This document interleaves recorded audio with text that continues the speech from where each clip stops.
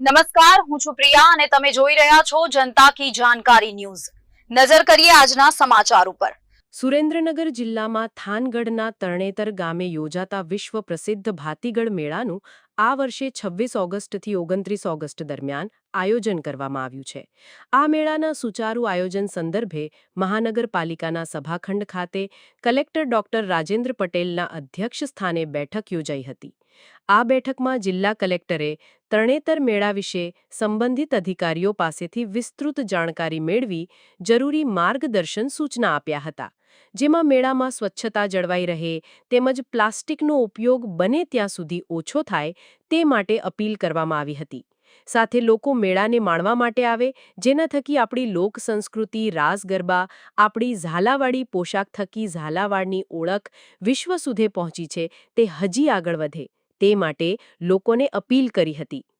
આ બેઠકમાં ઉપસ્થિત અધિકારીઓ સાથે ચર્ચા કરતા કલેક્ટરે જણાવ્યું હતું કે તરણેતરનો મેળો સાચા અર્થમાં લોકમેળો બની રહે તે દિશામાં દરેક વિભાગના અધિકારીઓએ સાથે મળી કાર્ય કરવાનું છે। મેળામાં રસ્તા, પાર્કિંગ, બસ, કાયદો અને વ્યવસ્થા, આરોગ્ય, તળાવ અને મેળાના મેદાનની સફાઈ, સ્ટેજ રિનોવેશન, વિવિધ સ્પર્ધાઓનું આયોજન, ગ્રામીણ ઓલિમ્પિક્સ, સંચાર વ્યવસ્થા, સાંસ્કૃતિક કાર્યક્રમ, સ્વાગત વ્યવસ્થા વગેરે બાબતે સંબંધિત અધિકારીઓ સાથે વિગતવાર ચર્ચા કરી હતી। તે સંદર્ભે જરૂરી તૈયારીઓ કરવા સંબંધિત વિભાગને સૂચના આપી હતી।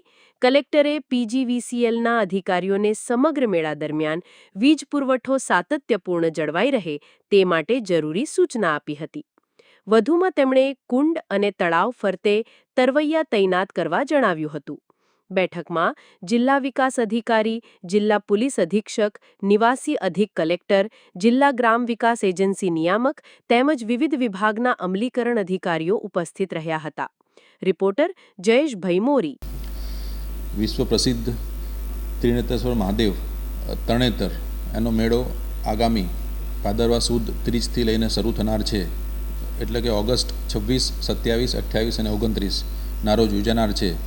એના અનુસંધાને સુરેન્દ્રનગર જિલ્લા વહીવટીતંત્ર તરફથી તમામ પ્રકારની તૈયારીઓ કરવામાં આવી રહી છે।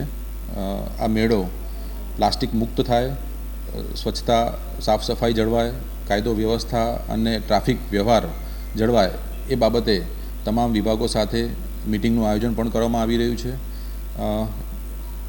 મેળાની દરમિયાન જે રાઇડ્સ અને ગેમિંગ ઝોન જે થઈ રહ્યા છે એના માટે ગ્રામ પંચાયત અને પ્રાંત કક્ષાએથી આગામી સમયમાં ટેન્ડર પણ કરવામાં આવશે। આપ સૌને આ મેળામાં સહભાગી થવા માટે કલેક્ટર સુરેન્દ્રનગર વતી હું આપ સૌને હાર્દિક આમંત્રણ આપું છું।